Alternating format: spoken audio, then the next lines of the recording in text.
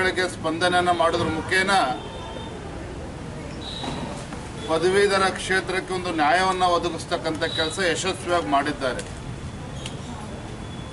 ಕಾರಣಾಂತರಗಳಿಂದ ಕಳೆದ ಚುನಾವಣೆಯಲ್ಲಿ ಅವ್ರಿಗೆ ಅವಕಾಶವನ್ನು ನಿರಾಕರಿಸಲಾಗಿತ್ತು. ಆದರೆ ಈ ಬಾರಿ ನಮ್ಮ ಪಕ್ಷದ ವರಿಷ್ಠರು ಮತ್ತೊಮ್ಮೆ ಅಮರನಾಥ್ ಪಾಟೀಲ್ ಅವರಿಗೆ ಅವಕಾಶ ನೀಡಬೇಕು ಅಂತೇಳಿ ಇವತ್ತು ಚುನಾವಣೆಯಲ್ಲಿ ಸ್ಪರ್ಧೆ ಮಾಡಿದ್ದಾರೆ. ನಾವು ಅಭ್ಯರ್ಥಿಯ ಘೋಷಣೆನ ತಡವಾಗಿ ಮಾಡಿದರೂ ಸಹ ಇವತ್ತು ವಾತಾವರಣ ಅವರಿಗೆ ಪೂರಕವಾಗಿದೆ. ಗೆಲ್ತಕ್ಕಂಥ ಒಂದು ವಾತಾವರಣ ಇವತ್ತು ಅಮರನಾಥ್ ಪಾಟೀಲ್ ಅವರು ಗೆಲ್ತಕ್ಕಂಥ ಒಂದು ವಾತಾವರಣ ನಿರ್ಮಾಣ ಆಗಿದೆ. ನಾನು ಈ ಸಂದರ್ಭದಲ್ಲಿ ವಿಶೇಷವಾಗಿ ನಮ್ಮ ಸುರೇಶ್ ಸಜ್ಜನ್ ಮತ್ತು ಇತರ ಪ್ರಮುಖರೇನು ಆಕಾಂಕ್ಷಿಗಳೇನಿದ್ದರು, ಕಳೆದ 2 ವರ್ಷಗಳಿಂದ ನಿರಂತರವಾಗಿ ಅವರು ಸಹ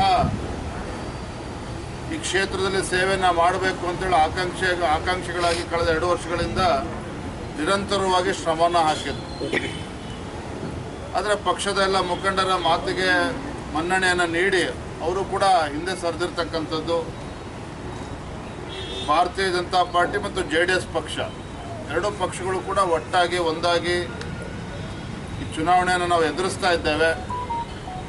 ಹಾಗೆ ಮೊನ್ನೆ ಇತ್ತೀಚೆಗೆ ನಡೆದಂಥ ಲೋಕಸಭಾ ಚುನಾವಣೆಯಲ್ಲಿ ಎರಡೂ ಪಕ್ಷಗಳು ಒಟ್ಟಾಗಿ ಹೋಗಿದ್ದವು. ಈ ಒಂದು ಚುನಾವಣೆಯನ್ನು ಕೂಡ ಭಾಳ ಗಂಭೀರವಾಗಿ ತೆಗೆದುಕೊಂಡು ಒಟ್ಟಾಗಿ ಹೋರಾಟವನ್ನು ಮಾಡ್ತಾ ಇದ್ದೇವೆ. ನಮಗೆ ಸಂಪೂರ್ಣ ವಿಶ್ವಾಸ ಇದೆ ಈ ಒಂದು ಈಶಾನ್ಯ ಪದವೀಧರ ಕ್ಷೇತ್ರ ನಮ್ಮ ಅಭ್ಯರ್ಥಿಗಳು ಅಮರನಾಥ್ ಪಾಟೀಲ್ ಅವರು ದೊಡ್ಡ ಅಂತರದಲ್ಲಿ ಗೆಲ್ತಾರೆ, ಪದವೀಧರರು ಆಶೀರ್ವಾದನ ಮಾಡ್ತಾರೆ ಅನ್ನುವ ಸಂಪೂರ್ಣ ವಿಶ್ವಾಸ ನಮಗೆಲ್ಲರೂ ಕೂಡ ಇದೆ.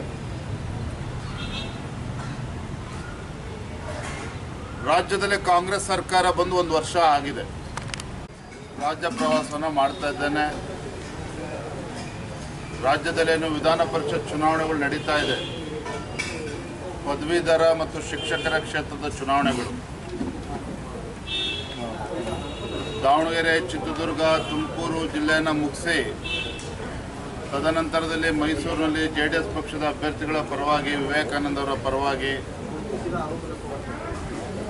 ಚಿಕ್ಕಮಗಳೂರು, ಮಂಗಳೂರು, ಉಡುಪಿಯನ್ನು ನಿನ್ನೆ ದಿನ ಕಾರ್ಯಕ್ರಮಗಳನ್ನು ಮುಗಿಸ್ಕೊಂಡು ಗುಲ್ಬರ್ಗಾಗೆ ಬಂದಿದ್ದೇನೆ.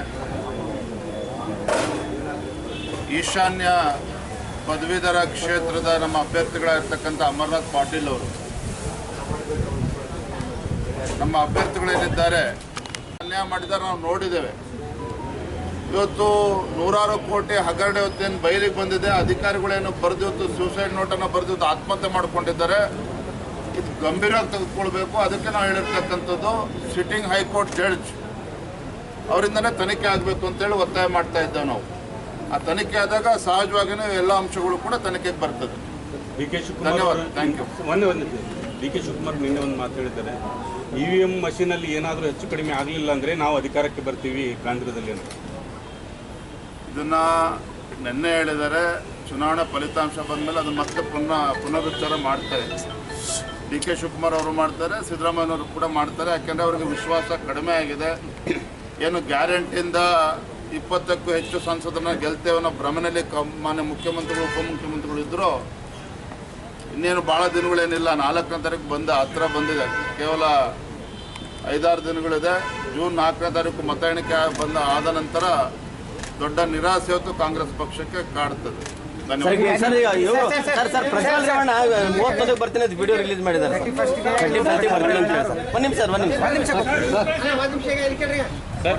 ರಾಜ್ಯದಲ್ಲೇ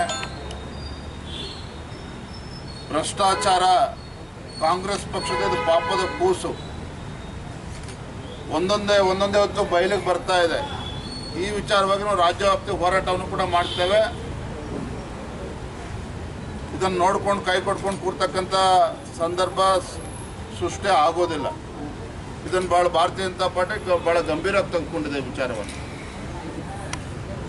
ಧನ್ಯವಾದ. Thank you.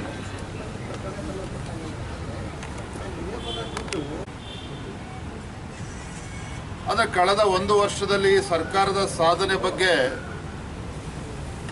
ಅವಲೋಕನ ಮಾಡೋದಾದರೆ ಈ ಸರ್ಕಾರ ಏನು ಸಾಧನೆ ಮಾಡಿದೆ ಅಂತೇಳಿ ಜನಸಾಮಾನ್ಯರು ಕೂಡ ಪ್ರಶ್ನೆ ಮಾಡಿದಾಗ ಚಿಂತನೆ ಮಾಡಿದರೆ ಈ ಸರ್ಕಾರದ ಸಾಧನೆ ಶೂನ್ಯ ಅಂತಕ್ಕಂಥದ್ದು ರಾಜಕೀಯ ಪಕ್ಷವಾಗಿ ನಾವು ಅಷ್ಟೇ ಅಲ್ಲ, ವಿರೋಧ ಪಕ್ಷವಾಗಿ ನಾವು ಮಾತನಾಡ್ತಕ್ಕಂಥದ್ದಲ್ಲ, ಜನಸಾಮಾನ್ಯರು ಕೂಡ ಮಾತನಾಡ್ತಾ ಇದ್ದಾರೆ.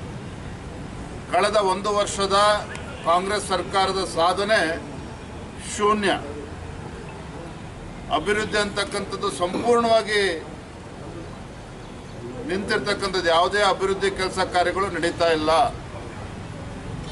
ಮಾನ್ಯ ಮುಖ್ಯಮಂತ್ರಿಗಳ ಆದಿಯಾಗಿ ರಾಜ್ಯ ಸರ್ಕಾರದ ಯಾವುದೇ ಸಚಿವರು ಯಾವುದೇ ಒಂದು ಗುದ್ದಲಿ ಪೂಜೆ ಮಾಡಲಿಲ್ಲ, ಶಂಕುಸ್ಥಾಪನೆ ಆಗಲಿಲ್ಲ, ಹೊಸ ಯೋಜನೆಗಳು ಕೂಡ ಘೋಷಣೆ ಆಗಲಿಲ್ಲ. ಭೀಕರ ಬರಗಾಲದಿಂದ ತತ್ತರಿಸಿದಂಥ ಕರ್ನಾಟಕ ರಾಜ್ಯ, ರೈತರು ಸಂಕಷ್ಟದಲ್ಲಿದ್ದಾರೆ, ಕೇಂದ್ರ ಸರ್ಕಾರ ಅನುದಾನ ಕೊಟ್ಟಿಲ್ಲ ಅಂತೇಳಿ ಬೊಬ್ಬೆ ಹೊಡಿತಾ ಇದ್ರು. ಕೇಂದ್ರ ಸರ್ಕಾರದಿಂದ ಅನುದಾನ ಬಂದರೂ ಸಹ ಇವತ್ತು ಕೂಡ ರೈತರಿಗೆ ತಾಂತ್ರಿಕ ಕಾರಣಗಳನ್ನು ಒಡ್ಡಿ ಸರಿಯಾದ ರೀತಿಯಲ್ಲಿ ಏನು ರೈತರಿಗೆ ಪರಿಹಾರ ನೀಡಬೇಕಾಗಿತ್ತು ರಾಜ್ಯ ಸರ್ಕಾರ,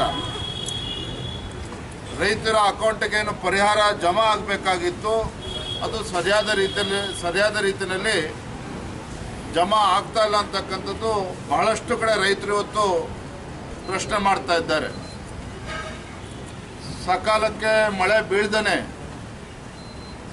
ಬಿತ್ತನೆ ಕೂಡ ಮಾಡದೇ ಇದ್ದಂಥ ರೈತರಿಗೆ ಇವತ್ತು ಸರ್ಕಾರ ಪರಿಹಾರವನ್ನು ಕೂಡ ಕೊಡ್ತಾ ಇಲ್ಲ, ಜೊತೆಗೆ ಬೆಳೆ ವಿಮೆನೂ ಕೂಡ ನೀಡದೇ ಇರತಕ್ಕಂಥದ್ದು ರೈತರಲ್ಲಿ ಇವತ್ತು ಸಾಕಷ್ಟು ಆತಂಕವನ್ನು ಉಂಟು ಮಾಡಿದೆ. ಅದು ನಾವು ಏನು ಪ್ರಶ್ನೆನ ಕೇಳಿದ್ದೇನೆ, ಇದು ನನ್ನ ಪ್ರಶ್ನೆ ಅಲ್ಲ. ನಾನು ದಾವಣಗೆರೆಯಲ್ಲಿ ಚುನಾವಣಾ ಪ್ರಚಾರದ ನಿಮಿತ್ತ ಹೋದಂಥ ಸಂದರ್ಭದಲ್ಲಿ ಅಲ್ಲಿರ್ತಕ್ಕಂಥ ಶಿಕ್ಷಕರು ಎತ್ತಿರ್ತಕ್ಕಂಥ ಪ್ರಶ್ನೆಯನ್ನು ನಾನು ಅವರಿಗೆ ತಲುಪಿಸ್ತಕ್ಕಂಥ ಪ್ರಯತ್ನ ಮಾಡಿದ್ದೇನೆ. ಒಬ್ಬರು ಶಿಕ್ಷಣ ಸಚಿವರು ಹೇಗಿರಬೇಕು, ಮಾದರಿಯಾಗಿರಬೇಕು. ಅವರು ಯಾವುದೇ ಸಚಿವರಾದರೂ ಕೂಡ ಮಾದರಿಯಾಗಿರಬೇಕು. ಆದರೆ ಒಂದು ಕಡೆ ನಮ್ಮ ಶಿಕ್ಷಣ ಸಚಿವರು ಹೇಳ್ತಾರೆ ನನಗೆ ಕನ್ನಡ ಬರೋದಿಲ್ಲ ಅಂತೇಳಿ ಅವರೇ ಮಾತನಾಡ್ತಾರೆ. ಮತ್ತೊಂದು ಕಡೆ ಶಿಕ್ಷಣ ಕ್ಷೇತ್ರದಲ್ಲಿ ಯಾವ ರೀತಿ ಅವಾಂತರಗಳನ್ನು ಸೃಷ್ಟಿ ಮಾಡ್ತಾ ಇದ್ದಾರೆ ತಾವು ನೋಡ್ತಾ ಇದ್ದೀರಿ. ನಿನ್ನೆ ದಿನ ಮತ್ತೊಂದು ಅಂಶ ಇವತ್ತು ಬೆಳಕಿಗೆ ಬಂದಿದೆ. ನಮ್ಮ ಮಾನ್ಯ ಸುರೇಶ್ ಕುಮಾರ್ ಅವರು ಆ ವಿಚಾರವನ್ನು ಎತ್ತಿದ್ದಾರೆ. ಬೆಂಗಳೂರು ಮಹಾನಗರದಲ್ಲಿ ತಾತ್ಕಾಲಿಕವಾಗಿ ಶಿಕ್ಷಕರನ್ನು ನೇಮಕ ಮಾಡೋದಕ್ಕೆ ಏನು ಪ್ರೈವೇಟ್ ಕಾಂಟ್ರಾಕ್ಟರ್ಸ್, ಲೇಬರ್ ಕಾಂಟ್ರಾಕ್ಟರ್ನ ಏನಿದ್ದಾರೆ ಅವರಿಗೆ ಆ ಒಂದು ಜವಾಬ್ದಾರಿಯನ್ನು ನೀಡಿದ್ದಾರೆ. ಅಂದರೆ ಶಿಕ್ಷಣ ಸಚಿವರು ಎಷ್ಟು ಗಾಂಭೀರ್ಯವಾಗಿ ತಮ್ಮ ಒಂದು ಇಲಾಖೆಯನ್ನು ಪರಿಗಣಿಸಿದ್ದಾರೆ ಅನ್ನೋದನ್ನು ಮೇಲ್ನೋಟಕ್ಕೆ ಕೂಡ ಗೊತ್ತಾಗ್ತದೆ.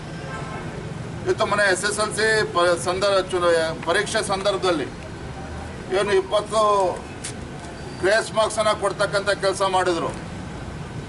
ಇವತ್ತು ತಮಗೆ ಗೊತ್ತಲ್ಲಿ ಇವತ್ತು ಶಿಕ್ಷಣ ಕ್ಷೇತ್ರದಲ್ಲಿ ಇವತ್ತು ಶಿಕ್ಷಕರು ಕೂಡ ಇವತ್ತು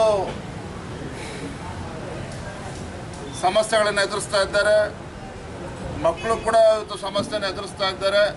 ಮತ್ತೊಂದು ಕಡೆ ಪೋಷಕರು ಕೂಡ ಚಿಂತೆಗೀಡು ಮಾಡಿರ್ತಕ್ಕಂಥದ್ದು. ಇಂಥ ಒಬ್ಬ ಶಿಕ್ಷಣ ಸಚಿವರು ಯಾತಕ್ಕೋಸ್ಕರ ಅವರು ಹಿಡ್ಕೊಂಡಿದ್ದಾರೆ ಸರ್ಕಾರ ಅಂತೇಳಿ ರಾಜ್ಯದ ಜನರು ಪ್ರಶ್ನೆ ಮಾಡ್ತಾ ಇದ್ದಾರೆ. ಹಾಗಾಗಿ ಆ ಸಂದರ್ಭ ದಾವಣಗೆರೆ ಹೋದಾಗ ಕೆಲವು ಶಿಕ್ಷಕರು ಏನು ಕೆಲವು ವಿಚಾರವನ್ನು ಎತ್ತಿದ್ದಾರೆ, ಅದನ್ನು ಅವರಿಗೆ ತಲುಪಿಸ್ತಕ್ಕಂಥ ಪ್ರಯತ್ನ ಮಾಡಿದ್ದೇನೆ.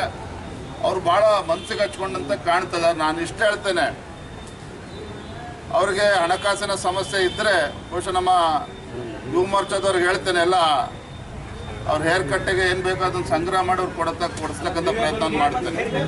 ನೀವೇ ಮಾಡಬೇಕು ಅಂತ ಅವ್ರಿಗೆ ಹಣಕಾಸಿನ ಸಮಸ್ಯೆ ಇದ್ದರೆ ನಮ್ಮ ಯುವ ಮೋರ್ಚಾ ವತಿಯಿಂದ ಹೇಳಿ ಹಣವನ್ನು ಸಂಗ್ರಹ ಮಾಡಿ ಅವ್ರಿಗೆ ಹೇರ್ ಕಟ್ ಪ್ರತಿ ತಿಂಗಳು ಎಷ್ಟು ಬೇಕು ಅಂತ ಹೇಳಿದ್ರೆ ಆ ಹಣವನ್ನು ಸಂದಾಯ ಮಾಡ್ತಕ್ಕಂಥ ಕೆಲಸ ನಾವು ಮಾಡ್ತೇವೆ.